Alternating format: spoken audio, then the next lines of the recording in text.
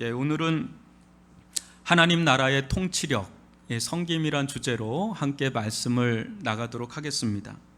우리는 부자 청년을 통해 돈의 힘에 대해 살펴보았습니다.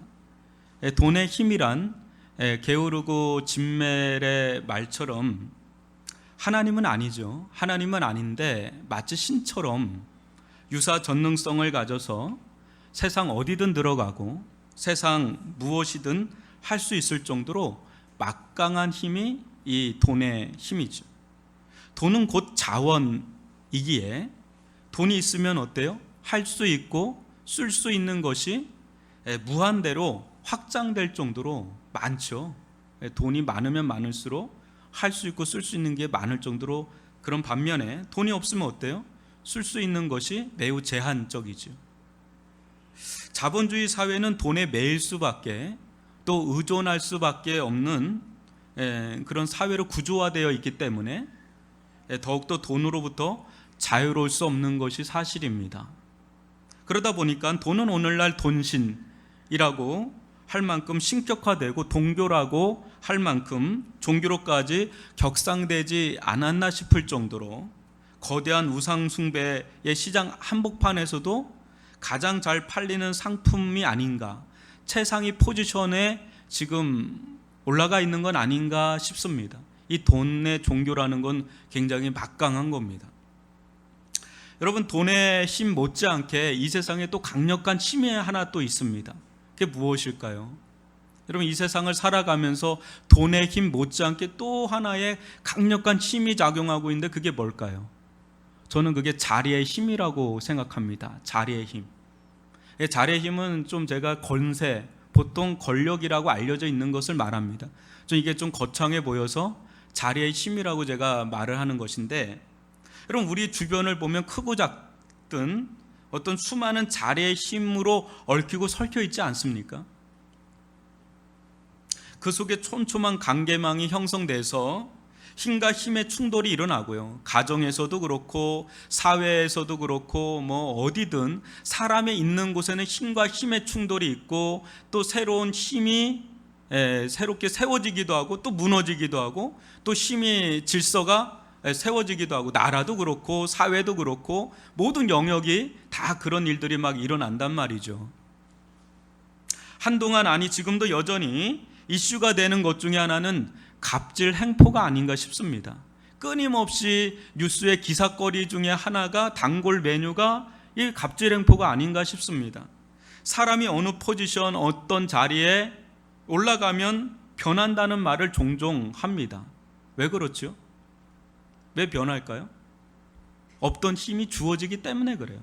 어떤 자리, 이 자리에 가면 또 다른 힘이 주어지고, 이 자리에 가면 또 다른 힘이 주어지고. 근데 힘은 뭐예요? 힘은 쓰라고 있는 겁니다.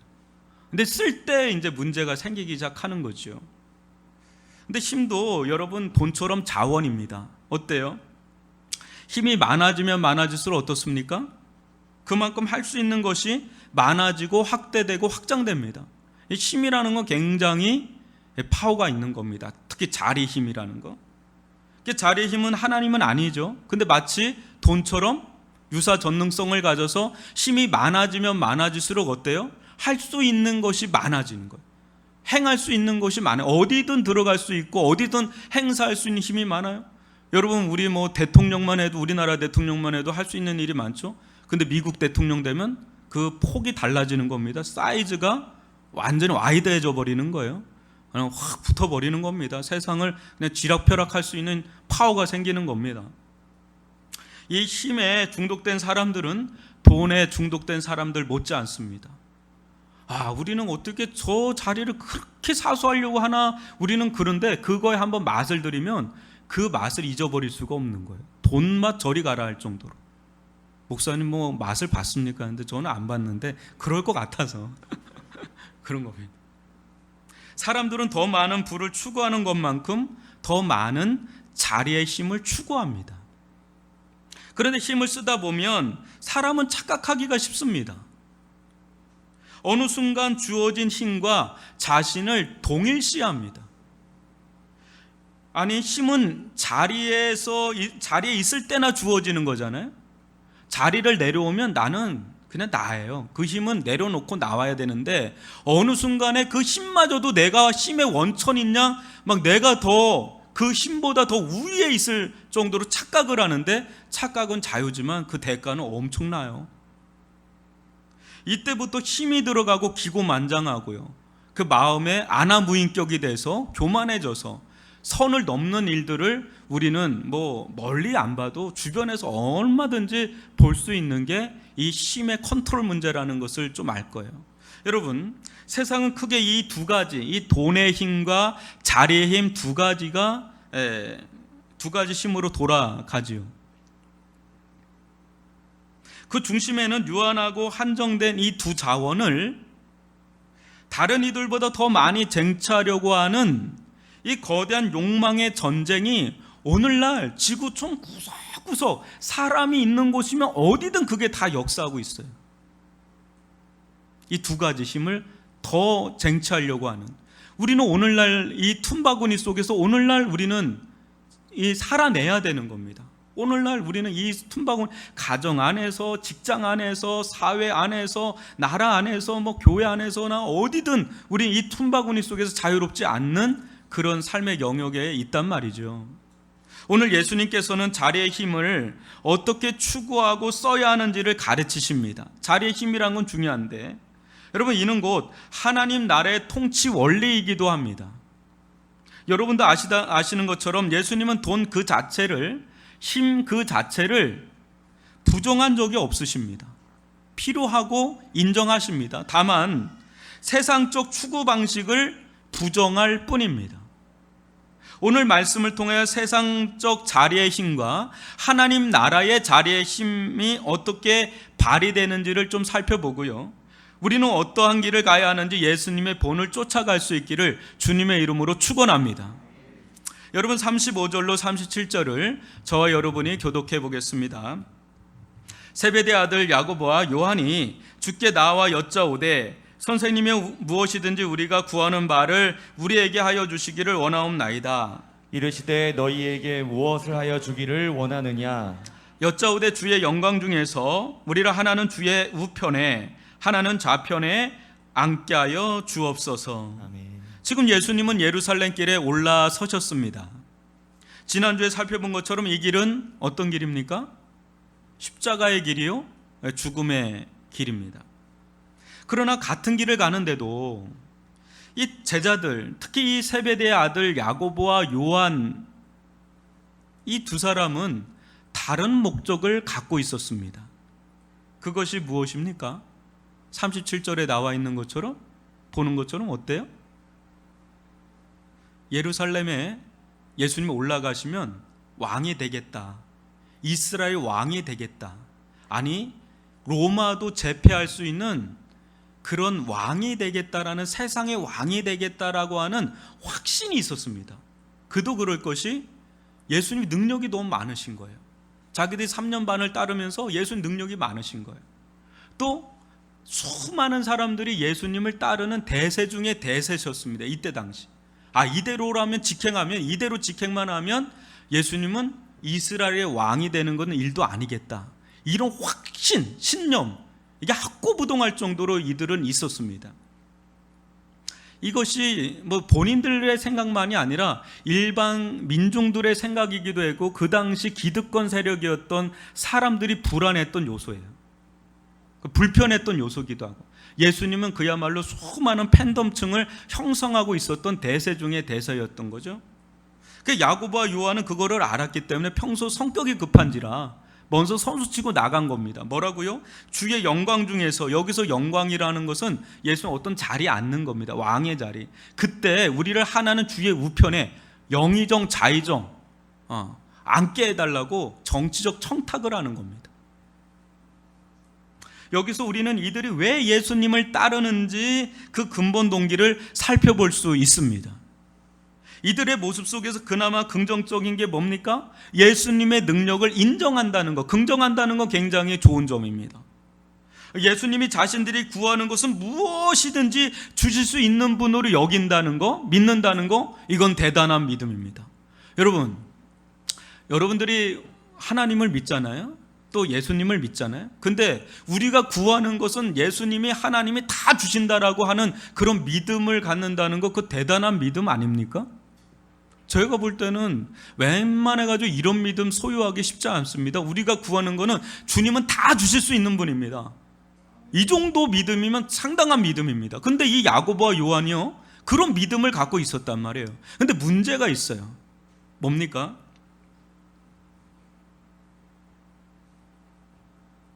문제가 그 다음 문제가 문제예요. 예수님이 전능하시고 또 자기들 가운데 역사하시고 개입하신다는 건 믿는데, 그 다음 무엇을 원하는가, 무엇을 바라는가, 무엇을 기대하는가, 이제 이 부분이 이제는 문제가 되기 시작하는 겁니다. 그러니까 여기까지 예수님의 전능성을 믿는다는 것까지는 너무 좋은데 그 다음 스텝이 꼬여버리는 거죠. 여러분, 세상에 있는 사람들은요, 원하고 바라는 것들을 어떻게 얻죠? 자기 힘으로 얻어요. 그러니까 하나님을 믿고 의지하는 사람들 보면 되게 유약해 보이는 거야. 너무 연약해 보이는 거야. 너무 또 어리석어 보이는 거야. 왜 그렇게 사냐? 왜 이렇게 연약하게 사냐? 네 힘으로 그걸 모든 걸 헤쳐나가야지 하면서 하나님을 전적으로 배제합니다. 그러나 믿는 사람들은 어때요? 물론 자기가 할 수도 있죠. 근데 그것을 내려놓고 더 궁극적으로는 하나님께서 나의 모든 삶의 영역에 개입하시고 역사한다는 걸 열어놓고 그분을 받아들인다는 데서 믿는 사람들은 달라요. 자기가 할 수 있는 영역이 있음에도 불구하고, 물론 하죠. 그럼에도 불구하고 궁극적으로는 하나님을 더 의지한다는 데서 뭔가 세상 사람들과 결을 달리하는 데가 있는 게 믿는 신자죠. 그런데요, 믿는 신자라고 하지만 믿는 신자가 하나님의 전능성을, 하나님의 개입성을, 역사성을 믿지만 그 다음 스텝에서 이제는 꼬이는 경우들이 이 야고보와 요한처럼 우리들 가운데도 충분히 있을 수 있다는 겁니다. 여러분, 이 부분에서 신앙의 뿌리 정체가 숨김없이 여실하게 드러납니다. 뭡니까? 제자들 겉모양으로는 자신들의 모든 것 다 내려놓고 예수님 순전히 따른 것 같잖아요. 근데 아니에요. 동상이몽입니다. 예수님과 궁극적으로 결이 달라요. 지금 현재는 뭡니까? 자기들 나름의 인생의 계획과 계산이 다 있어요. 손해보는 짓 안 합니다. 따라요. 예수님을 따르는데 다 자기만의 계획과 계산이 다 나름 있어요. 그러니까 동상이몽이야. 결이 달라요. 목적을 위한 수단만 바꿨어요. 뭘로? 예수님으로. 예수님은 도깨비 방망이 같은 거야. 자기네들이 하고 싶은 거를 다 이루어줄 수 있는 그런 분으로만 여기고 인생의 목적 자체는 변함이 없어요. 뭡니까? 인생의 목적이 예수님이 아니에요. 주와 복음이 아니야. 하나님의 나라가 아니에요. 뭐예요? 세상의 입신양면이야. 예수님을 따르면 예수님의 우편에 좌편에 앉는 거, 이게 이들의 궁극적인 드림, 꿈이란 말이죠. 근데 이게 표면적으로는 잘 안 나타나는데 결정적일 땐 이게 나타난단 말이죠. 어느 순간에요, 우리의 내적 신앙의 동기가 드러날 때가 있어요. 뿌리가 여실히 드러날 때가 있어요. 예수님과 어느 순간에 영적 핀트가 안 맞기 시작해요. 교회 왔는데, 교회 오면 뭔가 잘 될 거라고 생각해서 왔는데 뭔가 이게 메시지를 들으면 뭔가 이게 다르다는 걸 느낄 때가 있어요. 서서히 불편해질 때가. 그때 이제 핀트가 안 맞기 시작하는 거예요. 영적 주파수가 안 맞는 거예요. 수가 틀려지는 거예요. 그때 어느 순간에 그냥 떠나버리는 거예요. 제자들 다 도망갈 쌍이죠. 지금으로는 다 도망가요. 십자가 앞에서는 다 도망가잖아요. 안 맞는 거예요, 이게. 사랑하는 성도 여러분, 만약에 우리 주님께서 지금 나타나셔서 너에게 누구야, 너에게 무엇을 하여 주기를 원하느냐, 이렇게 질문을 한다면 여러분들은 어떤 답변을 하겠습니까? 주님, 저는 성령 충만을 원합니다. 주님, 저는 주님을 정말 더 사랑하기를 원합니다. 주님, 주와 복음을 위해 살기를 원합니다. 이거 말고요. 진짜 솔직하게 여러분들이 이 말을 딱 들었을 때 진짜 영혼의 밑바닥에서 나오는 여러 가지 리스트를 한번 적어보세요. 나는 뭘 원하나? 예수님으로부터 진짜 원하는 게 뭔가 이렇게 적다 보면은 어떤 부분은 이제 영적인 영역이 있을 거고, 어떤 부분은 우리에게 필요한 영역이 있을 거고, 또 어떤 부분에서는 이 제자들처럼 매우 세속적인 부분이 있을 거예요. 근데 그것들을 한번 여러분들 보시면 그게 나예요. 현재 나예요. 빼도 박도 못해요. 그냥 그게 나구나.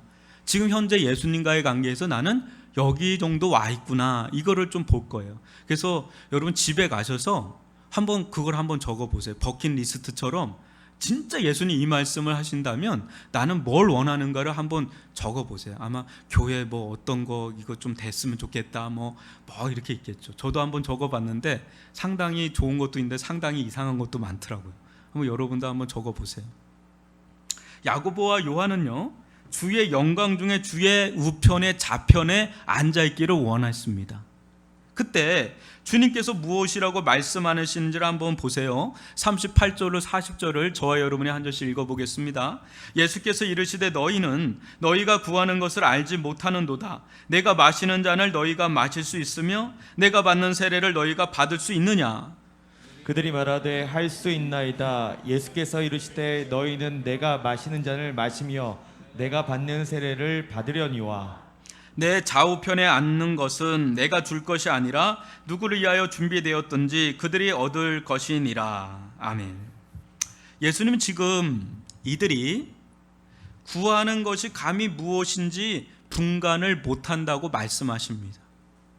알고 보면 이들은 자신들의 계획과 뜻과는 정반대로 지금 대단히 위험한 요청을 하고 있습니다. 그게 무엇입니까? 예수님께서 마시는 잔, 예수님께서 받는 세례, 그거 우리 할 수 있습니다. 근데 이게 뭡니까? 지금 예수님께서 마시는 잔, 예수님께서 받는 세례, 그게 뭡니까? 고난의 잔이요? 죽음의 세례 아닙니까? 그런데 이거를 받는다고? 이거 할 수 있다고요? 그러니까 지금 니네가 뭣도 모르고 지금 구하고 있다라고 지금 예수님 말씀하시는 거예요. 아마도 이들이 자신들이 구하는 진상을 안다면 이들은 절대로 구하지 않을 걸 지금 구하고 있는 겁니다. 그런데요, 무식하면 용감하다고 지금 그냥 이거를 해버린 거예요. 근데 여러분, 예수님이 이들의 이 말을 그냥 받아버립니다. 그래서 뭐라고 그래요? 39절에 보면 너희는 내가 마시는 잔을 마시며 내가 받는 세례를 받으려니. 이거 엄청 무서운 말이거든요. 야고보가 최초의 순교자인 거 아시죠?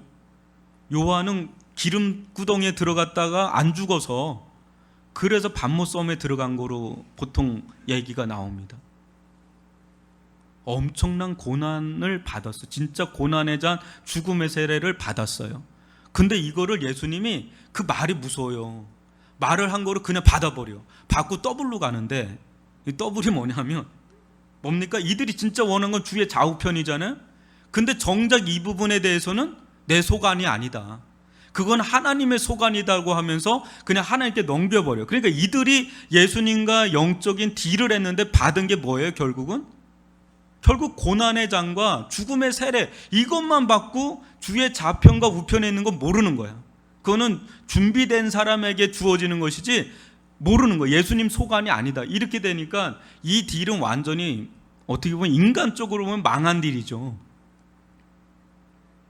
근데 이게 실은 영광이었어요. 이들의 세베대의 아들 야고보와 요한은 실은 이렇게 말한 게 실은 영광이었어요. 나중에는 이 길을 갔으니까 영광입니다. 근데 인간적으로 보면 너무너무 어려운 길 아닙니까? 아주 치명적인 길이죠. 그런데 되게 우스운 것은요, 이들이 왜 이런 요청을 하게 됐는가를 우리가 좀 생각해 봐야 됩니다. 여러분, 이들은 예수님께서 그렇게 수없이 자신의 죽음에 대해서 얘기하고 말씀을 전했는데도 불구하고 왜 이렇게 이들은 반응을 했을까? 하나가 뭐냐면요, 예수님이 계속해서 주셨던 말씀을 다 허투루 듣는 거예요. 다 허투루 듣기 때문에 예수님께 이런 요청을 하고 이런 담대함을 막 발휘를 하는 겁니다. 그 길이 무엇인지도 모른 채 막 하는 거예요. 무지하니까 허투루 듣는 거예요. 예수님이 말씀하신 것을 이들은 자기 임의로 다 듣고 해석을 해버리는 거예요. 예수님이 무슨 말씀을 하시는지 그 의미에 대해서 아는 게 아니라 그냥 자기들이 임의대로 그걸 해석을 하고 듣고. 또 어때요? 자신들을 예수님께 맞추기보다 끊임없이 예수님을 자신들에게 맞추려고 애를 쓰는 거예요. 심지어는 예수님을 통해서 자신들의 야망과 사리사욕을 채운 데 쓰는, 그렇게 예수님을 이용하려고 하는 영성이 바로 지금까지 제자들의 영성이라고 하면 다름없어요. 근데 이게 제자들만의 모습일까요? 이 속에서 우리들의 모습을 발견하지는 않습니까? 우리도 이런 면들이 우리들 안에 없다 할 수가 없지요. 여러분, 시간이 지나면 지날수록, 여러분 신앙생활을 하면 할수록 예수님과 영적 주파수가 맞아야 돼요. 맞지 않으면 칙칙거리면서 이게 듣기 싫은 소리 나잖아요. 여러분, 맞으면 아주 청명한 소리가 들리는 거예요. 예수님이 무엇을 원하시는지, 예수님이 왜 이 일을 행하셨는지, 뭘 원하시고 어떤 뜻을 가지고 계신지를 이제 알아가야 되는데, 영적으로 이제 철이 들어가야 되는데 엉뚱한 짓을 하고 있단 말이죠. 제자들처럼. 그게 나중엔 다 걸음아 나살려라 주랭랑 치면서 도망가는 거예요. 어느 때요? 고난이 다가오면 다 도망가 버리는 거예요. 사랑하는 성도 여러분, 제자들이 생각하는 주의 영광과 예수님이 생각하는 주의 영광이 판이하게 달랐습니다. 여러분, 제자들이 생각하는 주의 영광은 뭐였을까요?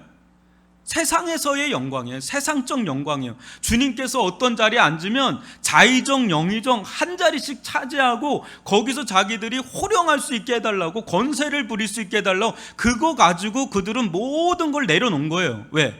대박의 길이 따로 있으니까. 평생 배와 금을 잡아봤자 그 자리에 못 올라가는데 예수님 붙잡으면 그 자리에 올라갈까라고 생각하고 가감하게 내려놓고 예수님을 쫓았던 거예요. 근데 그 본질은 뭐예요? 세상적인 영광입니다. 근데 예수님이 생각하시는 영광은 뭡니까? 예수님이 생각하시는 영광은 세상적 영광하고는 판이하게 다릅니다. 예수님이 생각하시는 영광은 반드시 장과 세례를 통과하는 영광입니다. 장과 세례는 뭐를 상징합니까? 십자가죠. 십자가를 통과한 영광입니다. 예수님이 생각하는 영광은 그 영광이에요. 사람들은 영광은 좋아하지만 고난은 싫어합니다. 사람들은 영광은 보지만 과정은 보지 못합니다. 영광은 화려하게 핀 꽃과 같습니다. 그러나 수없이 많은 나날들을 지내오는 그 과정은 안 보이는 거예요. 우리는 그냥 화려하게 화사하게 핀 꽃만 볼 뿐입니다. 영광은 누구나 얻고 싶습니다. 그러나 그 길을 위해 가야만 하는 보이지 않는 과정을 안다면 무척 부담스럽죠. 꺼려하죠. 싫죠. 그거보단 그냥 영광 자체만 따먹고 싶은 게 우리 인간의 속성이죠. 그러나 한번 보십시오. 가정 없는 영광이 있는지 말입니다. 무엇이든 가정이 쌓이다 드러나는 것이 결과요 영광이지, 여러분 어떤데 뭔가 성공했다 그러면 거기에는 엄청난 수고가 밑바닥에 깔려 있는 겁니다. 근데 우리는 겉만 보고 와 우리도 저렇게 됐으면 좋겠다 하는데 그 과정을 무시한 채 그거는 절대 없어요. 세상 어디를 가든. 예수님께서 장차 누릴 영광은 이 세상 썩어 없어질 영광과는 비교할 수 없습니다. 세상 영광의 잔은 화려해 보이지만 알고 보면 이 부자 청년의 잔처럼 독이 든 축배라면, 예수의 영광의 잔은 피가 가득 찬 그런 고난의 잔이지만 어때요? 실상 그 잔 속에는 예수의 생명과 하늘의 영광이 숨겨진 잔인 줄 믿습니다. 사랑하는 성도 여러분, 이 교회를 세워가는 것은 어떤 것일까요? 교회는 그리스도의 몸입니다. 그죠? 그리스도의 몸인 교회가 세워져 가는 데 있어 고난도 있고 영광도 있습니다. 어떤 이들은 많은 고난과 영광을 받는 이들이 있을 것이고, 어떤 이들은 고난 없는 영광만 보는 이들도 있을 것입니다. 그러나 하나의 교회가 새롭게 세워지고 아름답고 건강한 교회로 세워져 가는 데 있어서 반드시 가야 될 길이 있습니다. 여러분 골로새서 1장 24절 읽어볼까요? 시작. 나는 이제 너희를 위하여 받는 괴로움을 기뻐하고 그리스도의 남은 고난을 그의 몸된 교회를 위하여 내 육체에 채우노라. 아멘. 그리스도의 남은 고난, 그 고난의 과정을 한 걸음 한 걸음 밟고 가지 않는 한 그리스도의 몸된 교회의 특별한 영광은 없습니다. 하나님께서 이곳 위례 중앙교회를 세우셨습니다. 그리고 저와 여러분을 이 교회로 불러주시고 함께하게 하셨습니다. 저는 이 교회가 앞으로 어떻게 될지 알지 못합니다.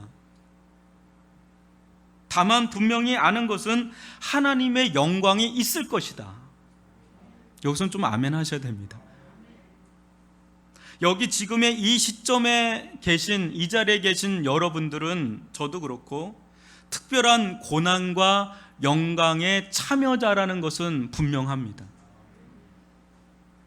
아마도 10년, 20년 뒤에 오시는 분들은 우리가 지금 또 앞으로 겪어야만 될 고난을 겪지 않을 겁니다. 지금 우리가 받아야 될 고난이 있고 10년, 20년 뒤에 받아야 될 고난은 또 따로 있을 겁니다. 그러나 지금 이 시점에 그런 고난과 역경을 아마 경험하지 못한 채 오시는 분들이 대부분일 겁니다. 개척하는 자들에게 고난도 있지만 하나님은 특별한 영광을 준비해 두셨으리라 저는 믿습니다. 여러분들이 그 영광에 화려하게 피는 꽃을 다 못 볼 수도 있습니다. 그러나 하나님은 그 고난을 다 계수하시고 여러분들 가운데 장차 받을 영광은 예비하고 준비하고 있을 거라는 건 저는 확실히 믿습니다. 하나의 교회가 세워져 가는데 주어지는 고난은 장차 있을 영광과는 좋게 비교할 수가 없습니다. 값싼 고난 없는 영광보다는 십자가 지듯 가는 고난 속 영광을 사모할 수 있기를 주님의 이름으로 축원합니다. 여러분들의 땀과 여러분들의 피와 여러분들의 눈물을 들여밟고 주님의 몸된 교회는 세워져 갈 줄 믿습니다. 예수님과 딜하는 야고보와 요한을 보고 나머지 제자들은 분노했습니다. 무엇인가 잘 모르겠지만 예수님께서 야고보와 요한의 청탁을 마치 들어준 것처럼 보인 것입니다. 이 말은 또 무엇입니까?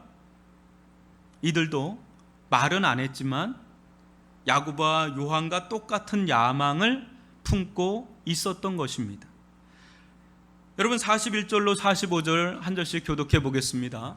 열제자가 듣고 야고보와 요한에게 대하여 화를 내거늘 예수께서 흘러다가 이르시되 이방인의 집권자들이 그들을 임의로 주관하고 그 고관들이 그들에게 권세를 부리는 줄을 너희가 알거니와 너희 중에는 그렇지 않을지니 너희 중에 누구든지 크고자 하는 자는 너희를 섬기는 자가 되고 너희 중에 누구든지 으뜸이 되고자 하는 자는 모든 사람의 종이 되어야 하리라. 인자가 온 것은 섬김을 받으려 함이 아니라 도리어 섬기려 하고 자기 목숨을 많은 사람의 대속물로 주려 함이니라. 아멘. 여러분 이때까지만 해도 예수의 제자 공동체 수준은 세상과 별반 다를 바가 없었습니다. 이들도 세상적 리더십을 발휘하려고 하던 그런 사람들이었습니다. 그들은 모두 예수님의 좌우편에 앉고 싶었고 그 자리에서 주어지는 힘을 마음껏 행사하고 싶었습니다. 그들의 롤모델이 되는 이들은 이 가이사 아구수도나 헤롯 왕 같은 그런 세상 통치자들이었습니다. 그런데 이 신과 같은 자리에서 마음껏 권세를 부리고 마음껏 자기 마음대로 행사하고 주관하는 그런 삶의 길을 간다면 이들은 더할 나위 없이 행복할 거라 생각을 했죠.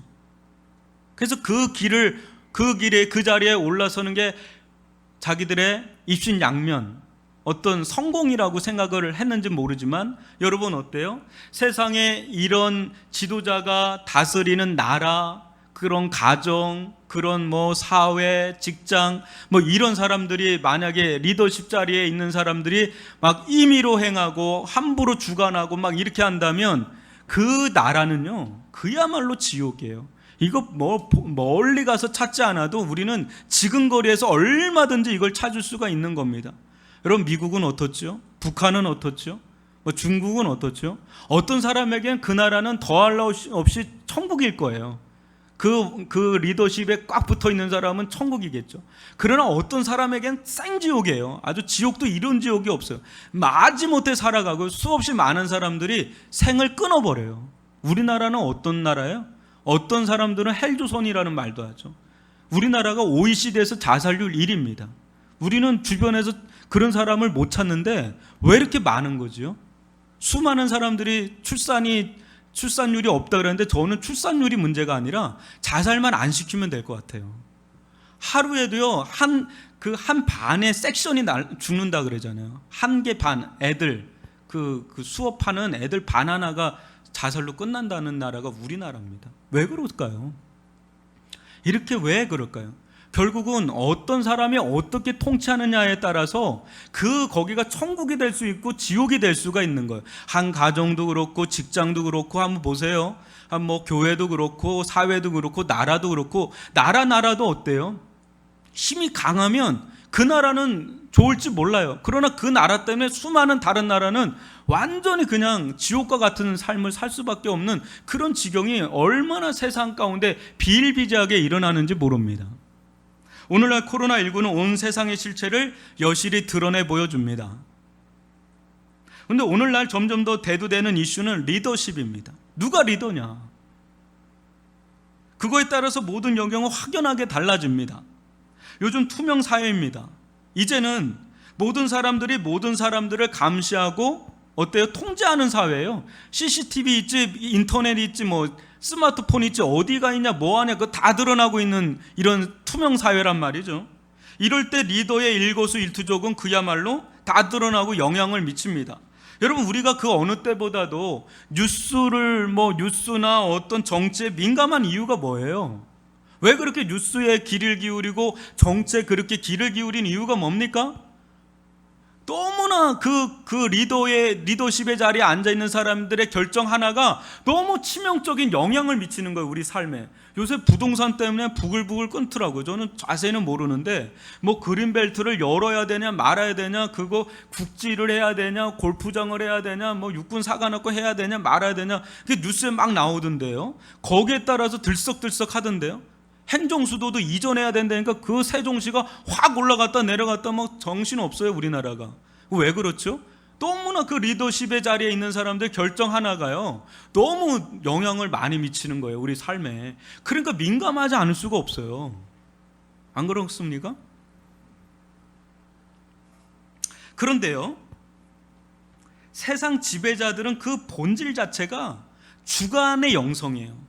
불임의 영성이에요. 여러분 한번 잘 보세요. 사람들은 존재적으로 이타적입니까? 이기적입니까? 리차드 도킨슨이 이기적 유전자라는 책을 낸 이유가 있어요. 인간은 그냥 기본적으로 자기중심성이 있어요. 근데 자기중심성인데 어떤 대통령이 된다 한들 그게 자기중심성이 없어지냐고요. 있단 말이에요. 권력과 자기중심성이 이제 만나면 그때부터 주관의 영성이 나타나는 거예요. 불임의 영성이 나타나는 겁니다. 여러분 한번 보세요. 사랑하는 성도 여러분, 자기중심성은요 쉽게 안 변해요. 다 자기중심성이 있잖아요, 우리들마다. 보세요. 내가 힘든 건 못 견디는 거야. 내가 힘들면 못 견디는 거예요. 인간 최대의 보루는요 자기중심성입니다. 이거 제일 어려운 영역이에요, 자기중심성. 누가 국기를 통해서 자기 중심성을 극복한 사람이 있습니까? 없어요, 여러분. 자기 중심성이 깨어지고 타인 중심성이 이루어진다는 것은요 권력을 잡는 것보다 더 어려운 일입니다. 자기 중심성이 깨어지지 않는 자는요 절대로 주관과 불임의 영성으로부터 벗어날 수가 없어요. 내가 힘이 주어지면 주어질수록 뭔가 부리고 주관하게 돼 있어요. 왜? 자기 중심성이 딱 있으니까. 벗어난 것처럼 보여지는 이들도 더러 있습니다. 근데 그것도 이렇게 해가지고는 일이 안 되겠구나. 결국 사람들의 마음을 얻으려면 내가 내 걸 좀 내려놓고 이렇게 해야지 사람들의 마음을 얻고 돈을 얻고 성공을 할 수 있겠다. 그렇게 해서 자기중심성을, 약간 세련된 자기중심성을 보여줄 뿐이지 어느 누구나 자기중심성이 그냥 있단 말이에요. 자기중심성이 깨어지면요 오직 예수의 십자가를 통과할 때만 주어지는 은혜의 선물인 줄 믿습니다. 예수님께서 십자가에서 죽기까지 섬기신 섬김이 무엇입니까? 여러분, 예수님께서 45절에서 뭐라 그래요? 내가 뭐라 그래요? 자기 목숨을 많은 사람의 뭘로 준다 그래요? 대속물로 준다 그러죠. 이게 예수님의 섬김의 궁극입니다. 절정이에요. 예수님은 섬기러 오셨는데 그 섬김의 결정적인 아주 절정이 뭡니까? 자기 목숨을 많은 사람의 대속물로 준다는 거예요. 근데 그러면 여러분, 대속물은 뭡니까? 대속물은요, 어떤 노예가 있어요. 어떤 종이 있어요. 이 종과 노예를 주인으로부터 자유케 하려면 그거에 대한 대가 지불을 해야 되잖아요. 정당한 값을 치러야만, 사야만 이 종과 그 노예를 자기 이렇게 거기서 벗어나게 할 수 있단 말이에요. 근데 예수님은 우리 아무 문제 없는 자들이잖아요. 지난주에도 얘기했잖아요. 여러분, 뭐 구원이 필요한 자입니까? 여러분, 뭔가 진짜 위급한 상황이 있어서 구원을 받아야 될 만큼 아주 위기 상황에 놓여 있는 사람이 있습니까? 제가 볼 땐 이 자리에 계신 분들 없거든요. 그런 사람들은 그렇게 쉽게 찾아볼 수가 없어요. 위기인 사람이 있지만 내가 진짜 위기인 사람 그렇게 없어요. 근데 교회 오면 구원받으라고 합니다. 예수님 여러분들의 구원을 위해서 십자가에서 죽으신다 그래요. 나는 구원받을 일이 없는데 왜 나한테 구원받아야 된다고 하는 거지? 또 이것도 마찬가지예요. 여러분들의 뭔가에 꽉 잡혀 있다는 거예요. 그러니까 대속물로 치른다는 거예요. 아니, 내가 뭐에 꽉 사로잡혀 있는 게 아닌데 뭘 나를 값을 치러서 뭘 나를 나는 종도 아니고 노예도 아닌데 뭘 나를 값을 치러서 나를 무슨 세력으로부터 나를 이렇게 자유케 하나. 여러분, 그렇게 생각이 들지 않아요? 여러분들을 꽉 잡고 있는 게 있습니까? 나를 꽉 사로잡고 있는 게, 나를 사로잡고 있는 게 있습니까? 사람들을 볼 때 그렇게 꽉 사로잡혀 있을 만한 어떤 세력이 보이십니까? 근데 예수님 왜 대속물로 자기 목숨을, 많은 사람을 위하여 자기 목숨을 대속물로 준다고 하는 것일까요? 있다는 거죠. 그 어떤 사람만이 이 세력을 알까요? 그 세력을 알지 못하면, 내가 무슨 세력에 꽉 사로잡혀 있다는 걸 알지 못하면 여러분들은 매여 있는 거예요. 매여 있는 사람은 알 수가 없어요. 근데 그 세력부터 벗어난 사람, 아니면 그 세력부터 벗어나려고 아둥바둥 치는 사람은 그 세력이 얼마나 강력한지를 알 겁니다. 그 세력이 뭘까요? 예수님 지금 어떤 세력으로부터 우리를 자유케 하려고 대속물로 자기 목숨을, 그 값을 정당하게 치러서 우리를 빼내려고 하는 것일까요? 무슨 세력일까요? 그게 죄의 세력이죠. 이 죄의 세력을, 죄의 힘을 아는 사람은 이 죄가 얼마나 강력한지를 압니다. 여러분, 또 하나의 세력이 있어요. 뭐죠? 죽음의 세력입니다. 죽음의 세력, 이 사망의 세력이 얼마나 강력한지는 죽음 앞에 딱 서면 알아요. 얼마나 무서운지 몰라요. 얼마나 두려운지 몰라요. 죽기보다 싫은 게 죽음이에요. 이게 죄와 죽음의 세력이 얼마나 강력한지 모릅니다. 그런데 여러분 한번 보세요. 이 죄의 세력이 어떻게 나타나죠? 죄의 세력은요, 예수 중심성이 아닙니다. 예수를 주라고 할 수가 없어요. 주라고 못해요. 죄는요, 자기 중심성이에요. 죄는요, 내가 주인이야. 어떤 사람이 구원받는다 그랬어요? 예수님을 주라고 영접하는 자, 그 자가 구원받는다 그랬잖아요. 그만큼 예수님이 진짜 죽이고 싶은 게 뭐냐면, 십자가에서 죽이고 싶은 건 뭐냐면 우리의 강한 자아입니다. 우리의 강한 중심성, 자기 중심성. 근데 여러분, 이 자기 중심성이 이게 죽어져요? 안 돼요. 우리 힘으로는 불가능해요. 절대 불가능해요. 그 어린아이처럼 못해요. 우리는 그거는 아무리 천만금 억만금이 있어도 못해요. 그건 오직 주의 은혜밖에 안 되는 겁니다. 주의 은혜로만이, 예수님의 십자가로만이 우리의 자아가 죽고 예수가 우리 안에 살게 되는 줄 믿습니다. 우리의 자아가 죽고 예수가 우리 안에 꿈틀꿈틀 살게 하는 건 오직 은혜로밖에 될 수 없다는 겁니다. 여러분, 예수님의 섬김은 그래서 최고의 섬김인 거예요.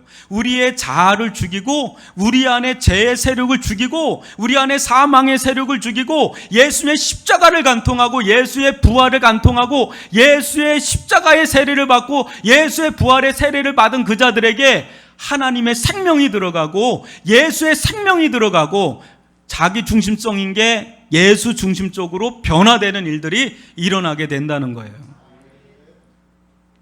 여러분, 예수님의 구원의 섬김을 받은 자들은 어떻습니까? 지독히도 자기 중심적으로 살아온 자들도 그 은혜의 힘에 강한 자기 자아가 깨어집니다. 참 신기해요. 은혜가 얼마나 강력한지 죄보다 더 강해요. 그래서 하나님을 위해 살지 아니하고 자기만을 위해 살던 자가 이 은혜에 사로잡히면 자기를 위해 살지 않고 하나님을 위하여 살고 이웃을 위하여 사는 자로 변화됩니다. 그 은혜가 너무 커서 어찌 갚을 도리가 없어서 이제 이웃을 생각하게 되고 하나님을 생각하는 자가 되고 주와 복음을 위해 살아가는 자들이 됩니다. 그러면 그 사람은 진정 이제는 힘을 쓸 수 있는 자가 되는 거예요. 어떻게 힘을 써요? 예수님과 같이 섬김으로써 그 힘을 써요. 자기에게 부가 가져다 주거나 자기의 힘이 있거나 자기에게 주어지는 것들을 이제는 온전하게 쓸 수가 있는 자가 됩니다. 겸손하게. 그러면 그럴수록 어때요? 주관과 부림의 영성이 아니라 겸손과 섬김의 영성으로 섬기니 그 사람이 있는 곳은 그야말로 천국이 되어가는 거예요. 그런 사람들이 많이 있는 곳은 그야말로 천국이 따로 없어요. 여러분 보세요. 천국은 어떤 자라고요? 우리 그런 예화 들잖아요. 지옥은 수저가지고 긴 10m 되는 수저인데 이걸로 자기를 먹으려고 하는 게 지옥이라면 천국은 어떤 곳이라 그래요? 그거를 이렇게 할 수가 없으니까 남을 떠먹여주면 자기도 그냥 먹고 끝나는 게 아니라 자기도 떠먹여주는 게 천국이라는 말을 하잖아요. 천국은요 섬김의 나라인 줄 믿습니다. 천국은요 사랑의 나라인 줄 믿습니다. 이제 그것이 하나님 나라의 통치 원리예요. 그래서 너희들은 그렇지 아니하니라. 이들이 권세를 받고 능력을 받을 텐데 장차 하나님의 나라를 감당해 나가야 될 12사도가 돼야 될 텐데 이들이 만약에 세상 집권자들처럼 그렇게 행동한다면 그 교회가 어떤 교회가 되겠습니까? 교회는 완전히 와르르 무너지는 거예요. 완전히 싸움판이 돼버리는 거예요. 여러분 성숙은 뭐지요? 성숙은 뭡니까? 성숙은 일하는데 안 싸우는 게 성숙이에요. 일을 해야 됩니까? 안 해야 됩니까? 코로나 가운데도 일을 해야 되잖아요. 일 안 하면 망합니다. 어느 데든 일 안 하면 망해요. 근데 일을 하는데 일했다 하면 싸우면 그건 미성숙한데, 근데 성숙한 데는 어때요? 일을 마음껏 하는데도 행복한 곳이에요. 일을 하면 할수록 더 행복한 곳이 성숙한 곳입니다. 여러분 교회가 점점 섬김의 리더십들, 섬김의 영성으로 충만해지면 질수록 그곳은 싸울 일이 별로 없어요. 어때요? 더 하나 되죠. 하나 되면서 어때요? 거기가 천국이야. 세상에서는 볼 수 없는 드림 공동체. 야, 세상에 이런 곳이 다 있네.